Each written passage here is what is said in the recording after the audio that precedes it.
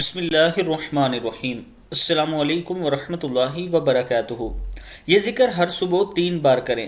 سیدہ جویریہ رضی اللہ تعالیٰ عنہ بیان کرتی ہیں کہ نبی اکرم صلی اللہ علیہ وآلہ وسلم صبح کی نماز پڑھنے کے بعد صبح سویرے ان کے ہاں سے تشریف لے گئے۔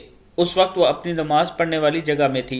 پھر دن چڑھنے کے بعد آپ صلی اللہ علیہ وآلہ وسلم ان کے پاس واپس تشریف لائے تو وہ اسی طرح بیٹھی ہوئی تھی۔ آپ صلی اللہ علیہ وآلہ وسلم نے فرمایا، تم اب تک اسی حالت میں بیٹھی ہو جس میں تمہیں چھوڑ کر گیا تھا؟ انہوں نے عرض کی، جی ہاں۔ نبی اکرم صلی اللہ علیہ وآلہ وسلم نے ارشاد فرمایا، تمہارے ہاں سے جانے کے بعد میں نے 4 کلمے 3 بار کہے، اگر ان کو ان کے ساتھ تولا جائے جو تم نے آج کے دن اب تک کہا تو یہ ان سے وزن میں بڑھ جائیں گے۔ کلمات کیا تھے؟ سبحان اللہ وبحمدہ عدد خلقہ ورضا نفسہ وزینت عرشہ ومداد کلماتہ۔